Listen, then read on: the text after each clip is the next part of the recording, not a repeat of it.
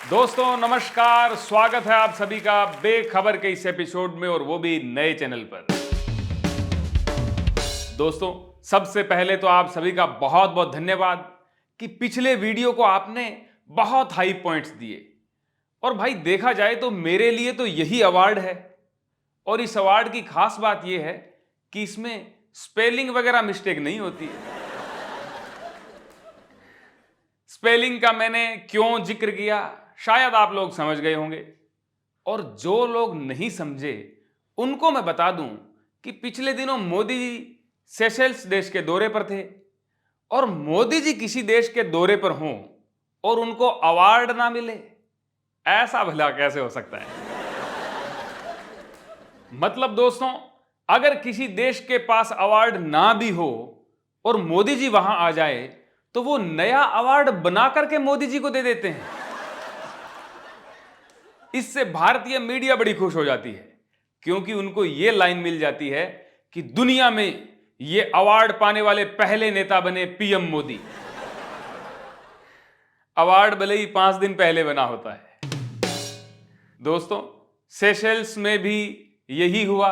यही आपको बताना था कि भाई जब मोदी जी वहां गए और सेशेल्स ने देखा कि मोदी जी की खुशी का राज क्या है, और जैसे ही उनको पता लगा कि मोदी जी तो बड़े फकीर आदमी हैं, बस एक अवार्ड से ही खुश हो जाते हैं। फिर क्या था, सारी तैयारियां रह गई एक तरफ, तुरंत फुरंत में एक अवार्ड बनाया गया। और भाई जब तुरंत फुरंत में अवार्ड बनाया जाए तो आज के समय में एआई से बेहतर कौन बना सकता है? बना दिया दुनिया का पहला एआई निर्मित अवार्ड।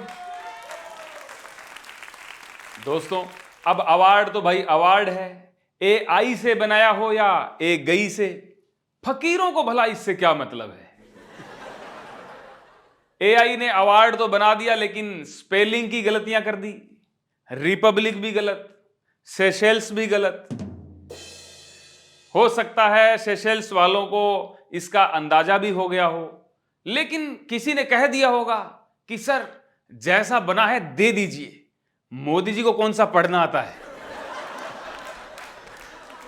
दोस्तों कई तो ऐसे भी अवार्ड हैं जो मोदी जी ले चुके हैं और मोदी जी को ही मिले हैं, सिर्फ मोदी जी को मिले हैं, क्योंकि ये अवार्ड ना तो पहले हुआ करते थे ना आगे हुए। सेशेल्स के दौरे के दौरान मोदी जी का मिलना हुआ दुनिया के सबसे लंबी उम्र के जानवर से, यानी जोनाथन नाम के कछुए से, जो कि 194 साल का है।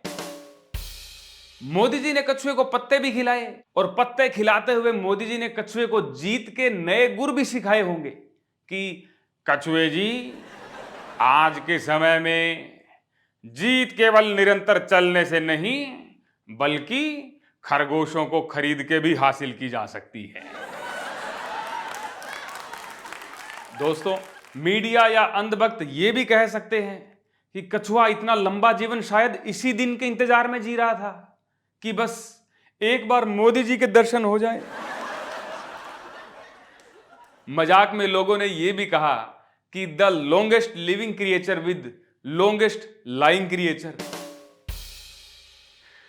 इस कार्टून में तो भाई कछुआ कुछ अलग ही दिनों के जिक्र करता हुआ दिख रहा है। वैसे दोस्तों मोदी जी का क्रेज तो भाई पूरी दुनिया में है। मतलब मोदी जी के कामों को देखते हुए हर कोई उनका फैन बन जाता है।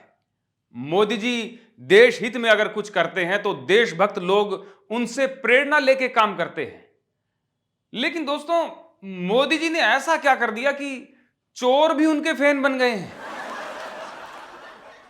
भाई भीलवाड़ा में चोर ने चोरी की, वो भी मोदी जी का मुखौटा लगा करके। दोस्तों चोर ने जब मोदी जी का मुखौटा लगाया है तो कुछ तो आत्ममंथन करके ही लगाया होगा। चलिए हम सोचते हैं कि चोर ने क्या सोचा होगा। चोर ने सोचा होगा कि देश में जब कई नेता 12 सालों से मोदी के मुखौटे के पीछे जनता को लूटने में लगे हुए हैं, तो मैं भी मुखौटा लगा के छोटी मोटी चोरी तो कर ही सकता हूं। या ये सोचा होगा कि मोदी के नाम से आज बड़े बड़े घोटालेबाज भी सीएम बन जाते हैं, तो मैं मुखौटा लगा के चोरी कर लूं तो कुछ तो बन ही जाऊंगा। अरे चोर भाई वो विधायक एमपी होते हैं, उनका मुखौटा जनता को दिखता नहीं है। दोस्तों, हो सकता है चोर ने यह सोचा होगा कि आजकल तो मंदिरों की बड़ी चोरियों का जिक्र है, तो मुखौटे वाली छोटी चोरी पर भला किसका ध्यान जाने वाला है। या ये सोचा होगा कि जब सीसीटीवी देखे जाएंगे तो सामने साक्षात मोदी जी को पाएंगे, लोग पुलिस कंप्लेन की जगह हाथ जोड़ के प्रणाम करेंगे। हो सकता है जिनके यहां चोरी हो रही हो वो खुश हो जाएं कि देखो देखो कितने खुशकिस्मत हैं हम कि मोदी जी खुद हमारी दुकान पे चोरी करने के लिए आए हैं।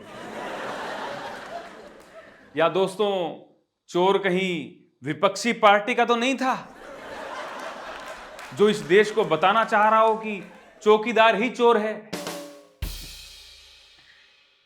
भाई थोड़े समय पहले रेखा गुप्ता जी ने कहा था कि मोदी जी दिल चुराते हैं, लेकिन चोर तो भाई इसी मोदी के मुखौटे से फोन चुराते हैं।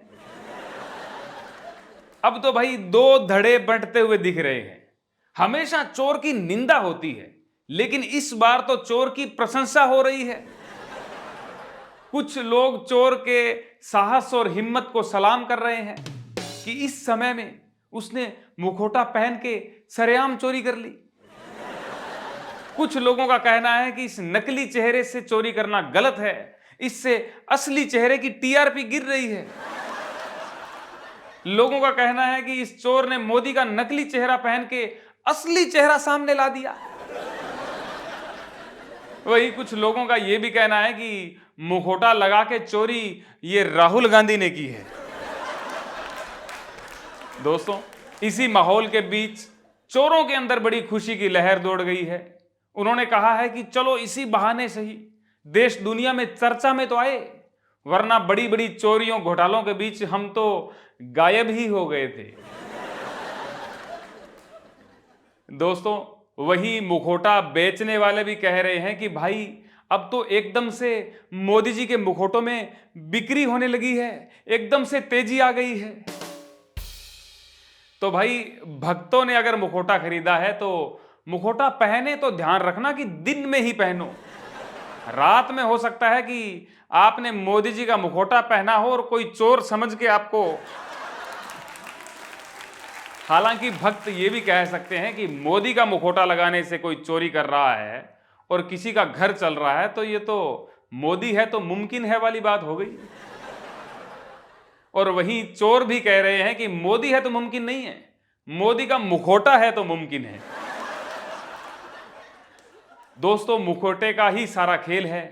राजनीति में हर दिन मुखौटे बदलने पड़ते हैं, बस वो मुखौटे सीसीटीवी में दिखते नहीं हैं, और जो सीसीटीवी में दिख जाता है उसको कंट्रोल करने के लिए नेता को मुखौटा ही बदलना पड़ जाता है। दोस्तों, चोरी का माहौल है भाई। राम मंदिर की चोरी में कार्रवाई जारी है। इधर हिंदू रक्षा दल के कोई अध्यक्ष हैं पिंकी चौधरी, उन्होंने कहा है कि हिंदुओं का मंदिर है और हिंदुओं ने पैसा ले लिया, तो भाई किसी को क्यों मिर्ची लग रही है। अरे भाई, हिंदू ही तो पूछ रहे हैं, वो हिंदू पूछ रहे हैं जिन्होंने हीरो का हार दिया था। वैसे दोस्तों, इनकी बात भी सही है। जिन्होंने मंदिर बनवाया है, जिन्होंने बनवाने में मेहनत की है, तो फल भी तो वो ही लेंगे ना। वही दोस्तों, धीरेन्द्र शास्त्री ने कहा कि हाँ वही पर्ची वाले बाबा, उन्होंने कहा कि अभी छोटी मछली पकड़ी गई है, अगर मैंने पर्ची खोल दी तो वो लोग मुझे ही खत्म कर देंगे, अगर मैंने खुलासा कर दिया तो मुझे निपटा देंगे। चलो अच्छी बात है भाई, इस समय में आपने कम से कम ये तो बोला। खैर दोस्तों, जाते जाते आपको बता दूं कि चोरी ही चोरी होती है, चोरी ही चोरी होती है, सब्सिडी चोरी नहीं होती है।